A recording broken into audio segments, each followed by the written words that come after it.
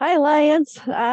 So today we have Rebecca Starr, and Rebecca's been delayed a little bit. So I think what we're going to go and do is I am going to share my screen, and we're going to, uh, okay, here she's trying to get on, she says. So hopefully she'll be here in just a little bit.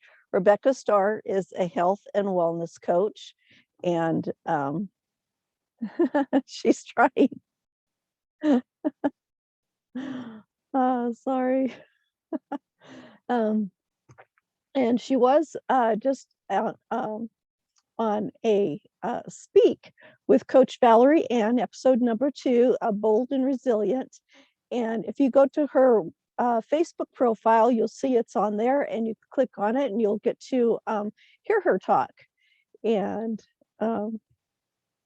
she's getting there. Here we go. I am really excited to see what she has to share with us today. Hi, Rebecca. Sometimes technical issues do happen. Seems like there I'm we getting go. a lot of them. Hi, Rebecca. Hello. Sorry. I don't know. That's My okay. computer is deciding to be very touchy today. Oh, it's a live show, so it always has to happen. Yep, that's right. So I've just kind of introduced you a little bit. So why don't you go ahead and introduce yourself? Sure. So my name is Rebecca Sweet. I am now recently a widowed mom of 4.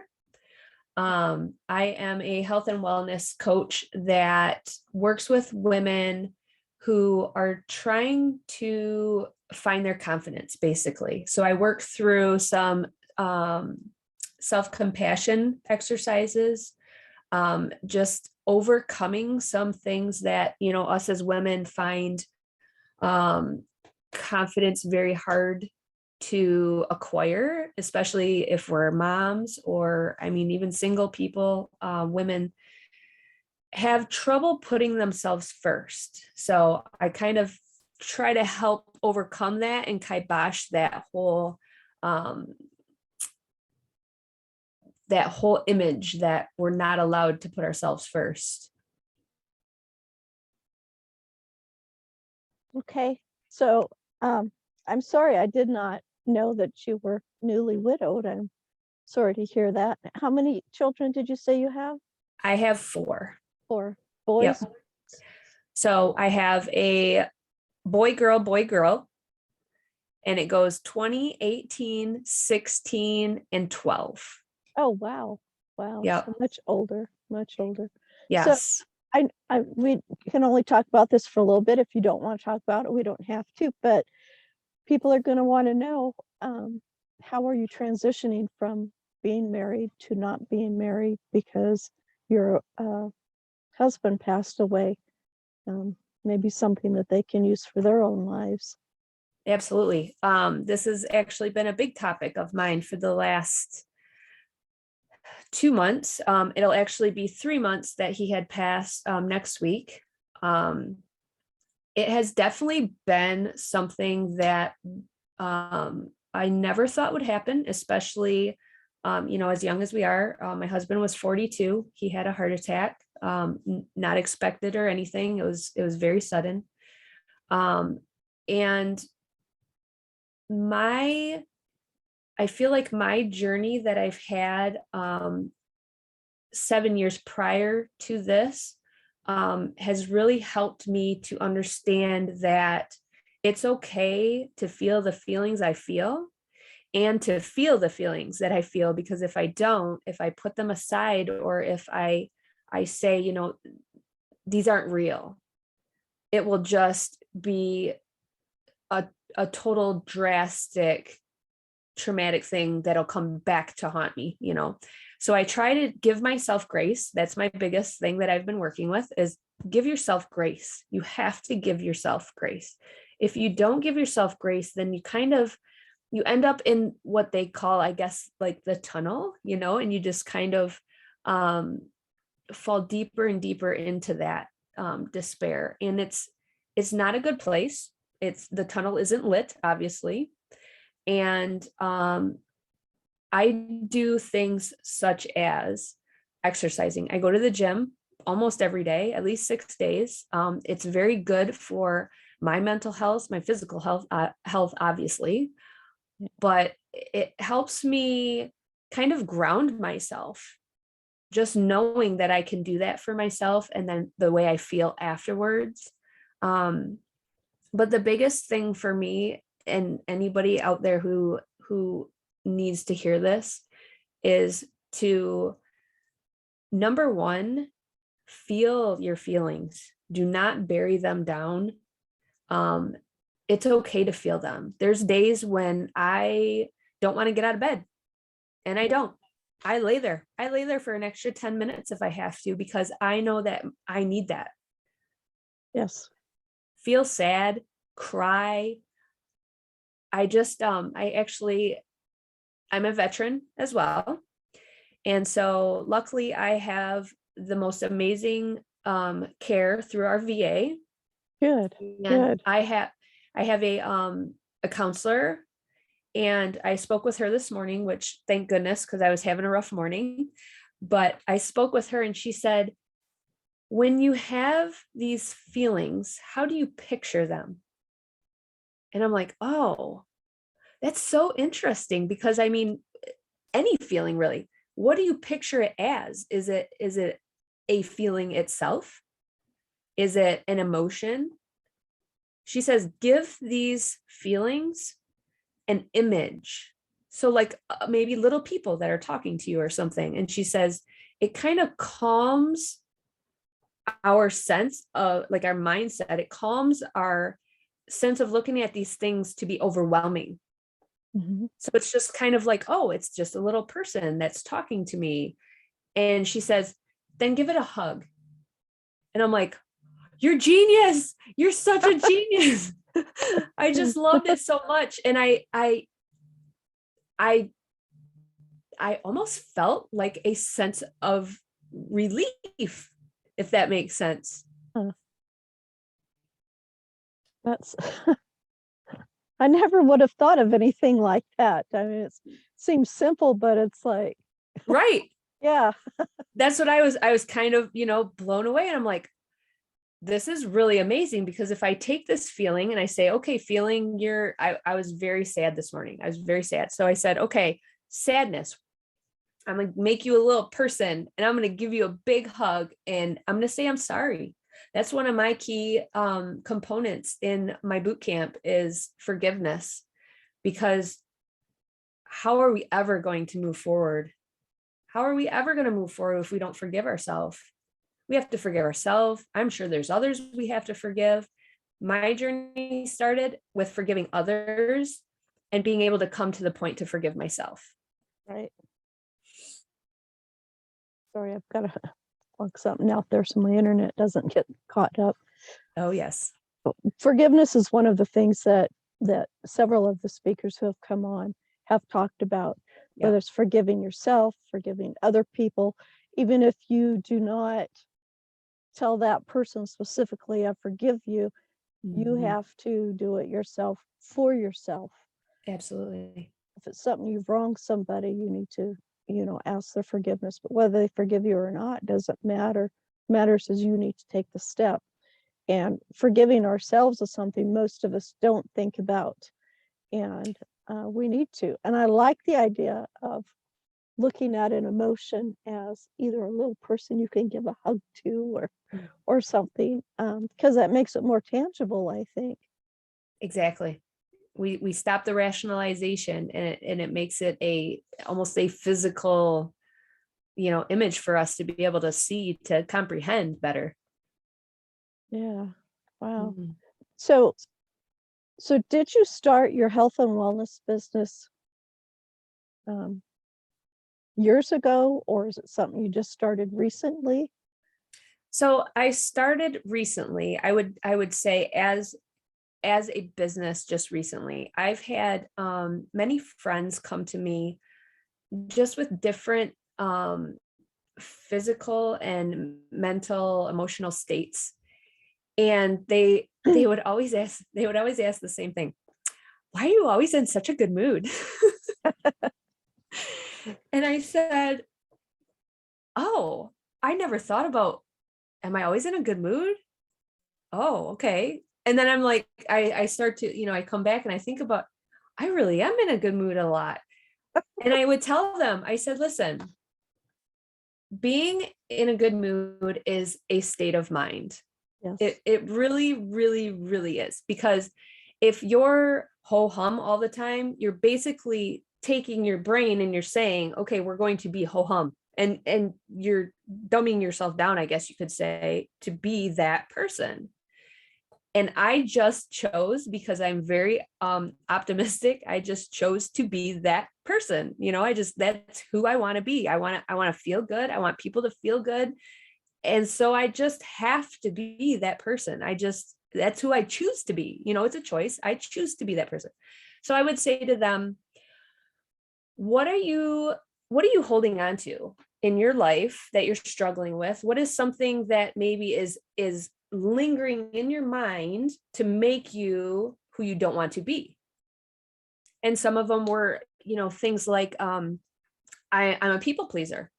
I'm trying to please my dad. I want him to be proud of me. And simple questions, obviously as a coach, we try to listen very, very intently to little cues and things like that. And you say, but how do you know he's not proud of you already?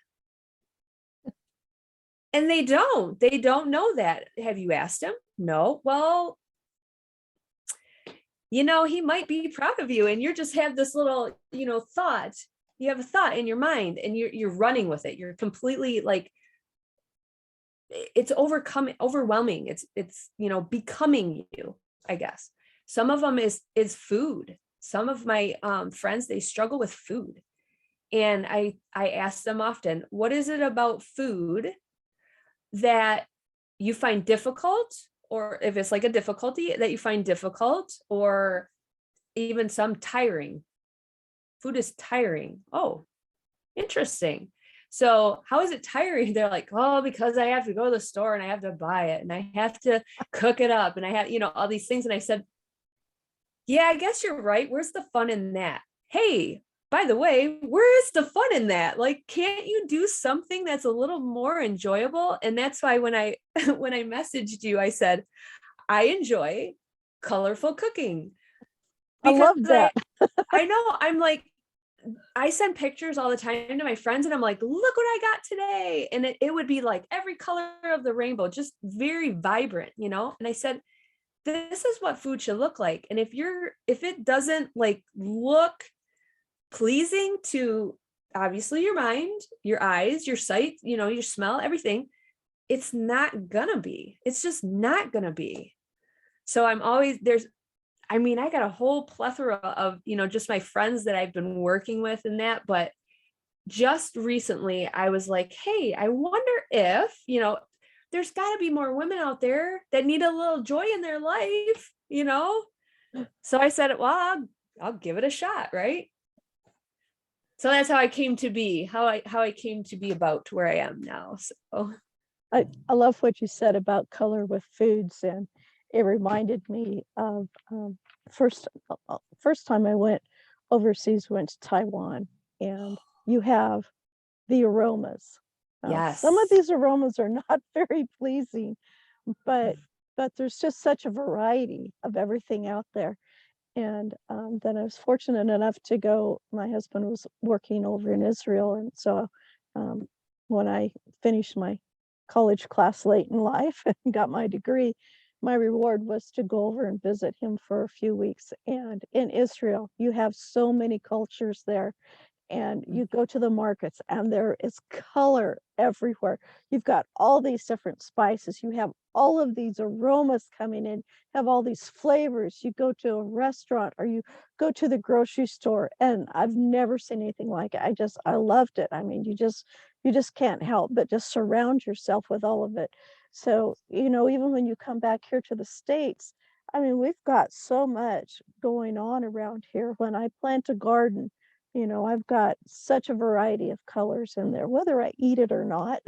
I eat most of it, but a lot of times I just grow them just for the beauty of what's out there. So Absolutely. it's good not only physically to be doing that, but emotionally to stimulate your brain. So Maybe you have some tips for people, they say they don't like to go grocery shopping. It's boring. It's not fun. What can they do to put the fun in going grocery shopping or getting that other food? Maybe they're not enjoying the food they're getting, where do they get recipes? That's very true. That's the biggest thing. And I live in Michigan. So I'm in the thumb area of Michigan, and we have all 4 seasons. So Mhm. we do, unfortunately, not my favorite, but we do see winter, which winter with the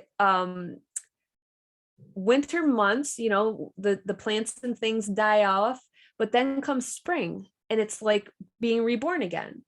So I always tell my friends, I say, try something new. Wow. If you're making I have a very good friend. She's Latina. She's fabulous. I love her. She makes the most amazing Hispanic food. And sometimes I think she gets a little bored with it, not all the time, but she does different things to it. Add a little cilantro. Some people don't like cilantro. I get it, but it's just the green. Add something, do the red chilies, do something you've never tried. I had when I was younger, I had Brussels sprouts.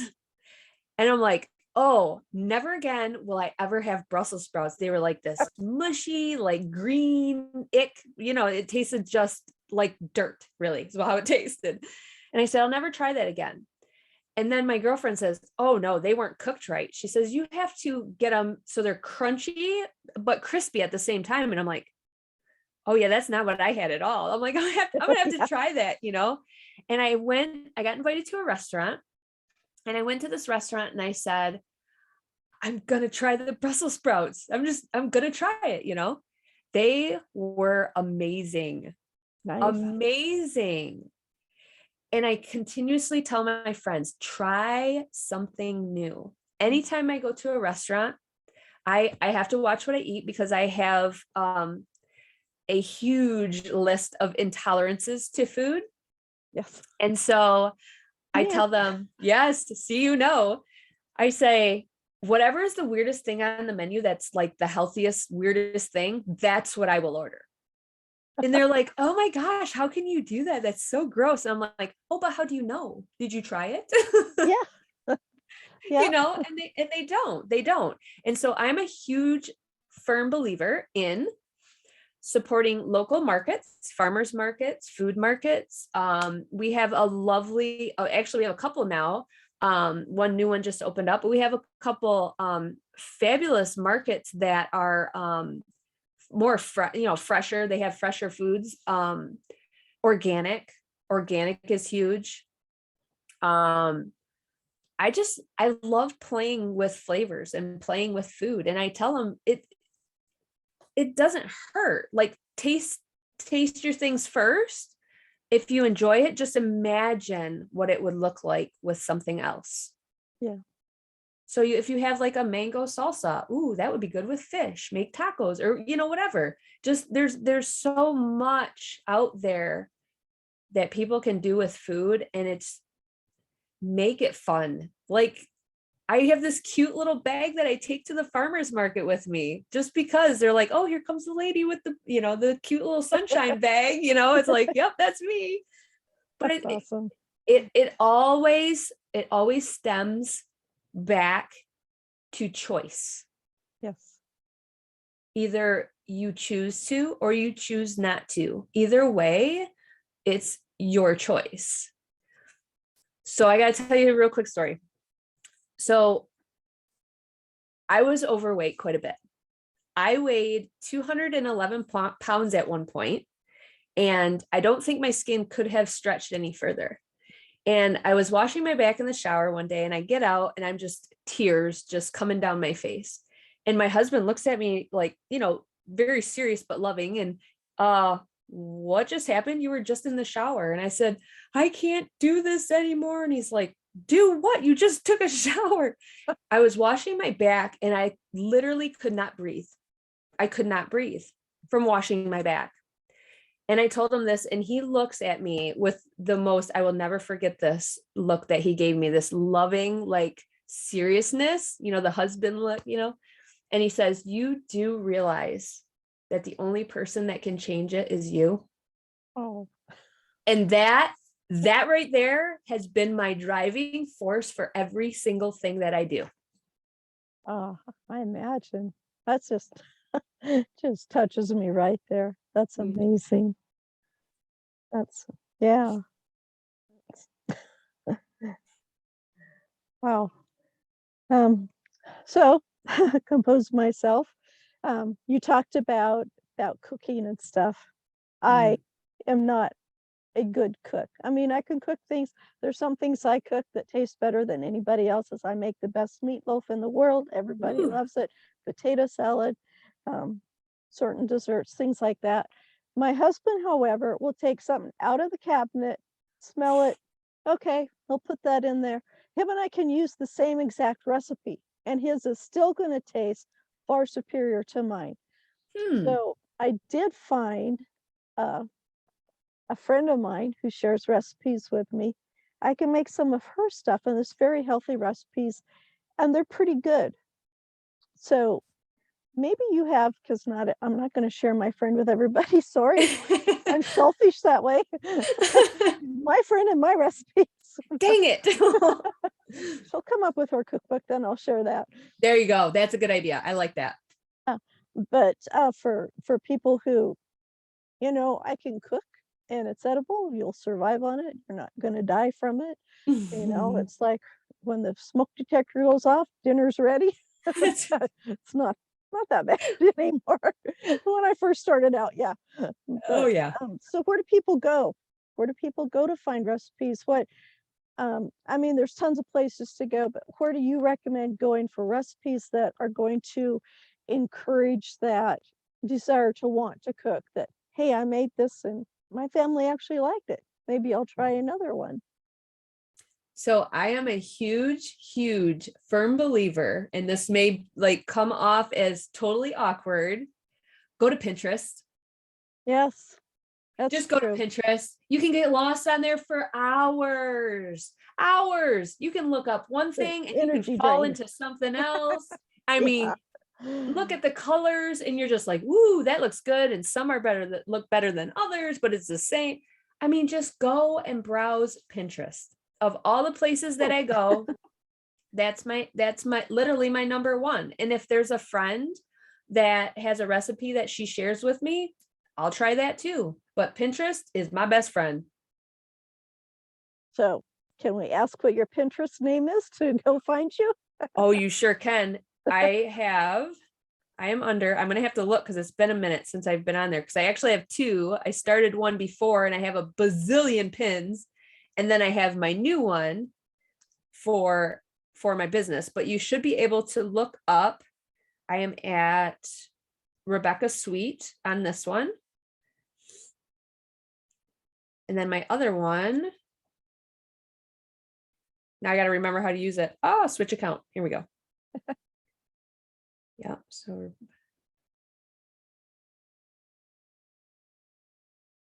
So they're both at Rebecca Sweet, but one is strength determination. Okay. And then the other one is my business, which is by Rebecca Starr with 2 R's.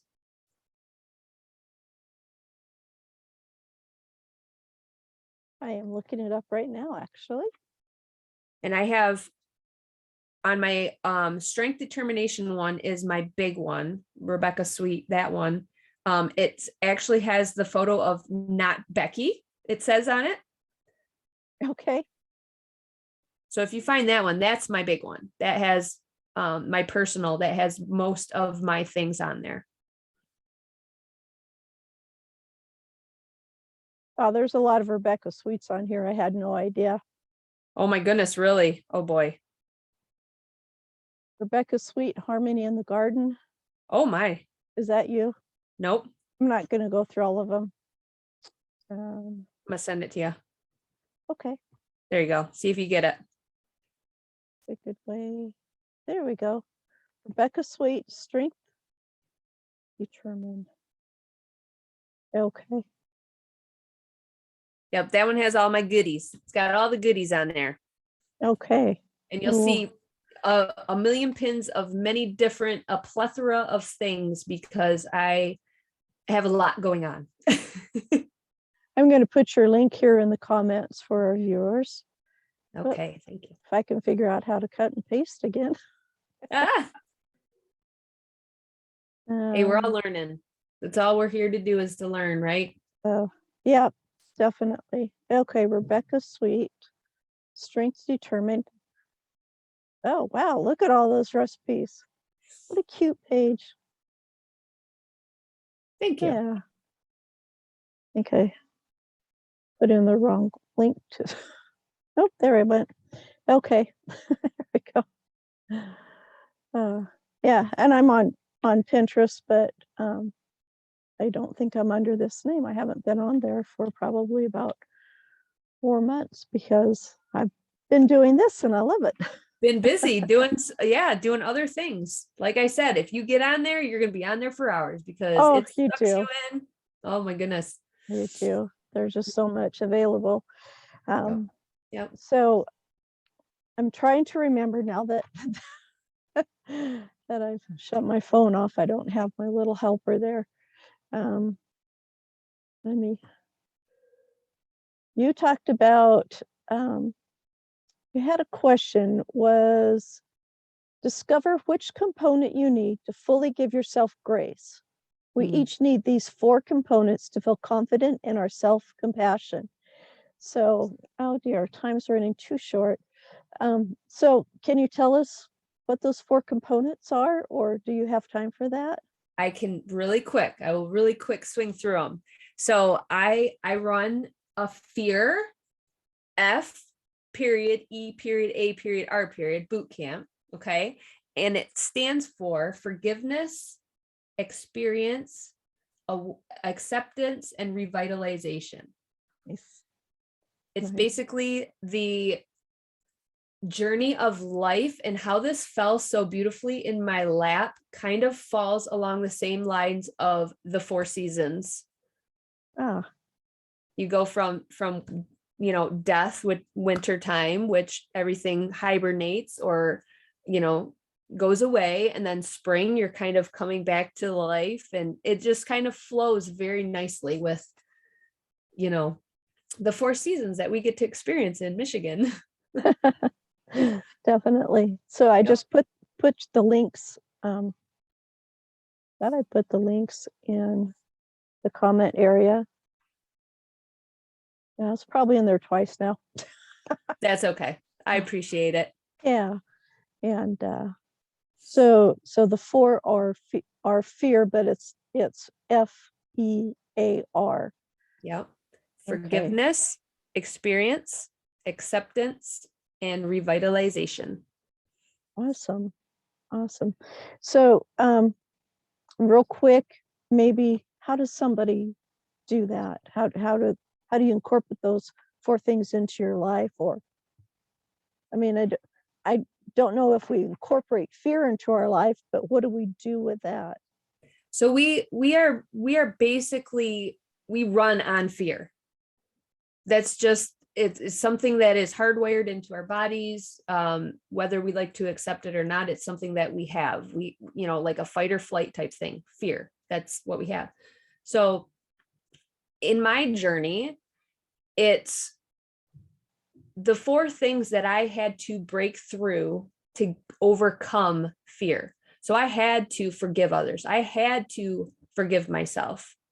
And then I had to accept it. I had to accept who I was. I had to be happy with who I was. I went through a strength training. I went through finding my core values, just a whole breakdown of who I actually was, like not who I was pretending to be, but who I deep inside knew I was. Okay. So then after that, we had the experience. So that was the experience comes before acceptance. The experience was just me coming to that point of these things have happened in my life. I can't change them. I can't go backwards. I can only go forwards. And what am I going to do from here on out? And that's when acceptance came in. So then I did that. And then after the acceptance was the revitalization. Who do I want to continue to be? Who do I want to be and continue forward moving in my life? And that was where I came up with, I am just a positive, optimistic person. That's just who I am, and I can't not be that person. Right. You know what I Right. mean? It gives me fire in my soul. It makes me feel vibrant. And I came to that point and was it like an aha moment. People say, what's your aha moment? And that's it. Like, that was it. When I finally said, okay, this is who I am. And this is who I'm going to be. I'm not going to change for anybody. I'm not going to let anybody tell me who to be, how to be, any of that. And that's a whole part of the revitalization of who you are. That's It's a whole awesome. process and a whole experience. And it's just, for me, it's been fabulous. And I want others to feel that as well. Okay. So, where do they find you besides, I put the links in there. They can find you on Pinterest. Yep. Your profile on Facebook. Are there other places they can find you? Yep. I'm on Instagram as well. I'm at by Rebecca Starr with 2 R's. My Facebook is the same, by Rebecca Starr. I am on Twitter, not very often. I'm more of a visual person, so Twitter is kind of hard for me since it's mostly words. Yeah. Same thing, by Rebecca Starr. Pretty much anywhere. I have a podcast now that I've just recently started. I am interviewing these beautiful women who have just found their confidence through trial in life. And I kind of give a little bit of my snippets with my fear boot camp when I'm not interviewing. And my podcast is called Bold, Resilient You. Oh, nice. And I just inputted it into like Apple and Spotify and that. So I'm still waiting, but I do put it out on my Instagram and I do put it out on my Facebook. So if you're on there and you want to search it up and take a listen, I just interviewed last week Valerie Arbo. She's fabulous. Oh, isn't she? I interviewed her yesterday. Oh, Just she's amazing. lovely.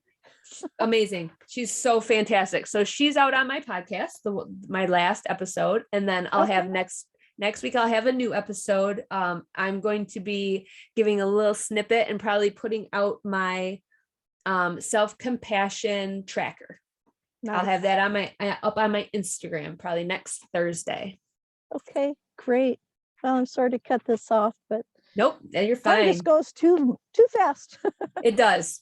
Yeah, so thank you very much for coming on the show today. I really appreciate it that you've got a lot of valuable information. You're helping so many people. And again, I'm sorry for your loss. And, just reach out to any of us anytime you want to. And everybody, all my roaring lions, let's go find Rebecca. And thank you so much.